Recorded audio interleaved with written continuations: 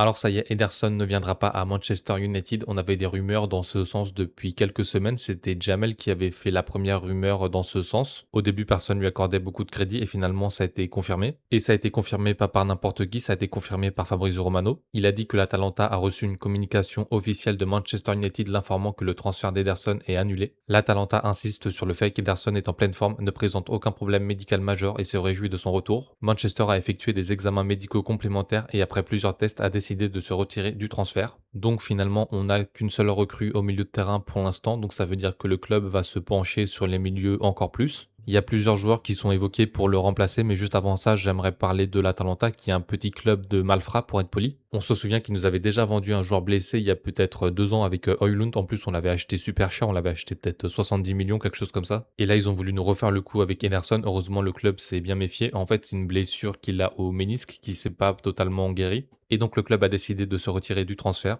En plus, ça a été confirmé par la plupart des journaux italiens, notamment la Gazzetta, qui confirme l'information. Malgré ça, il y a quand même quelques informations qui disent que apparemment aucune décision n'a été prise. En fait, d'après ces sources, Ederson serait toujours aux États-Unis, mais ça l'empêche pas de passer une visite médicale aux États-Unis. Et du coup, Fabrizio Romano, il a réagi à ces sources qui disent que pour l'instant, rien n'avait été décidé. Il a dit: nombre d'entre vous m'indiquent que des sources proches de United affirment que le transfert n'est pas annulé. Je respecte Manchester United et les autres journalistes, mais ce que je sais en exclusivité, c'est que l'Atalanta a reçu un message hier soir indiquant qu'Ederson ne rejoindra pas le club. Donc moi j'ai plus tendance à croire Fabrizio Romano que les autres journalistes. D'autant plus qu'il y a d'autres sources qui nous ont indiqué que le club serait intéressé par Manu Koné pour le remplacer. En effet, d'après la Gazzetta, Manchester a contacté les agents du milieu de terrain de la Roma ces dernières heures et devrait formuler une offre au club italien. Ce dernier n'acceptera aucune offre inférieure à 50 millions d'euros. Et la bonne nouvelle, c'est qu'on a une autre source qui nous dit que Manchester est prêt à offrir 50 millions d'euros pour Manu Koné. Donc ça commence à sentir bon pour le milieu de terrain, ça faisait un moment qu'on était intéressé par lui. Après, il semblerait qu'il vienne pour remplacer Ederson, du coup ça serait pas forcément notre milieu de terrain titulaire, donc même si on le recrute, on pourrait s'attendre à encore une autre recrue.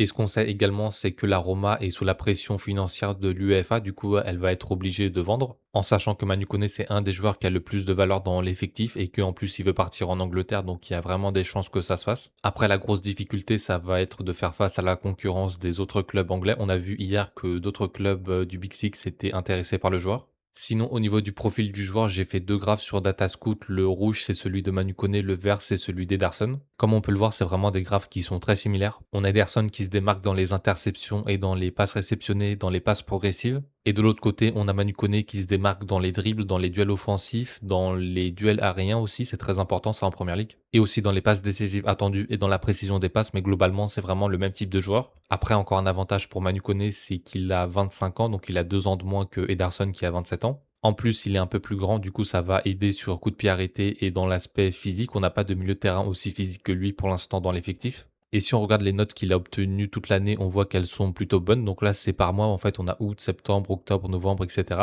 On voit que généralement, il arrive à passer les 7 sur 10 de notes, ce qui est très bien. Après, le petit point négatif, c'est qu'il a quand même eu pas mal de blessures la saison dernière. Si on fait un point sur ses blessures, on voit que la saison dernière, il a loupé quand même 2 mois et demi si on fait la somme de toutes ses blessures. Et si on regarde les autres saisons, c'est un peu mieux. En moyenne, il loupe entre 1 à 2 mois de compétition. Après, ce qui est positif dans ces blessures, c'est que c'est jamais le même type de blessure, c'est jamais la même partie du corps, donc ça, c'est positif. Ça montre qu'il n'y a pas une partie du corps qui est vraiment défectueuse, un peu comme Ederson au ménisque, par exemple. Au niveau de la saison dernière, il a fait 29 matchs en Serie A pour 2 buts et 3 passes D. Et il a fait 7 matchs en Europa League et un match en Coupe d'Italie où il n'a pas marqué ni fait de passes décisives. Après, c'est pas ce qu'on lui demande, mais c'est dans la moyenne des milieux de terrain de son type.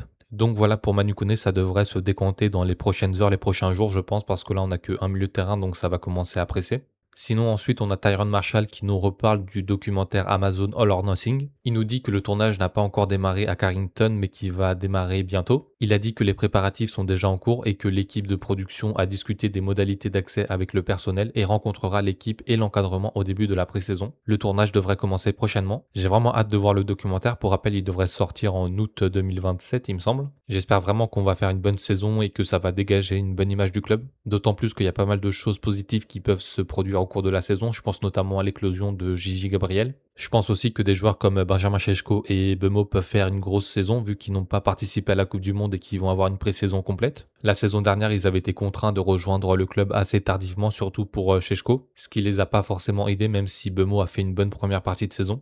Ensuite, concernant André Santos, il était présent au centre d'entraînement ce matin, mais il n'a pas participé à la séance d'entraînement. Il devrait commencer l'entraînement avec l'équipe lundi. Donc pour ça, on devrait bientôt avoir des vidéos du club qui présentent le joueur. Pour l'instant, il n'a toujours pas été annoncé officiellement, mais ça ne saurait tarder. Ensuite, concernant Chelsea, on pensait qu'il serait peut-être prêté, mais apparemment ça ne sera pas le cas. En effet, les dirigeants de Manchester estiment qu'il peut atteindre un haut niveau cette saison. Je pense aussi qu'il a du potentiel. Après, il joue sur le côté de Hamad et Bemo, donc ça va être compliqué pour lui d'avoir du temps de jeu. Heureusement qu'on aura plus de compétitions à jouer cette saison, ça sera bien pour le développement des jeunes. Après, je pense que j'aurais quand même préféré le voir dans un club de Championship ou alors de Premier League si jamais il y en avait qui étaient chauds pour le recruter. Parce que je pense qu'à l'âge qu'il a, c'est bien d'enchaîner les matchs et d'accumuler de l'expérience au plus haut niveau. Là, j'ai peur que ça le fasse un peu stagner. Ensuite, toujours concernant les jeunes, on a Gigi Gabriel qui est de retour à Carrington pour la pré-saison. Donc très très bonne nouvelle pour le crack qui devrait évoluer entre les U18, U21 et l'équipe première cette saison. En plus, on a les jeunes qui jouent la Youth League, donc peut-être qu'il aidera l'équipe à ce moment-là. Mais on espère quand même le voir faire ses débuts en équipe première cette saison. Et s'il s'avère qu'il joue bien en équipe première cette saison, il portera le numéro 77. Alors pourquoi 77? Je sais pas, peut-être que c'est un hommage à quelque chose. On sait qu'il y a beaucoup de jeunes joueurs anglais qui ont des numéros un peu spéciaux comme ça, comme Foden ou Mainu par exemple. Le connaissant, ça doit avoir une certaine signification, peut-être tout simplement le numéro 7 emblématique de Manchester United.